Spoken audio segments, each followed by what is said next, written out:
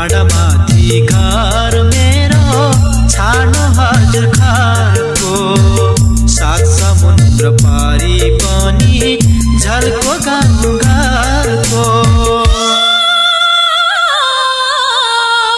डाँडामाथि घर मेरो छानो हजुर घरको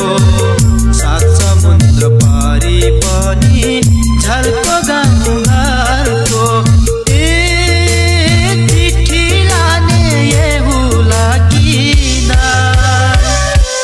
बस्न आउँछ रे भनिदिनु यानी मायालाई रोजी बस्न आउँछ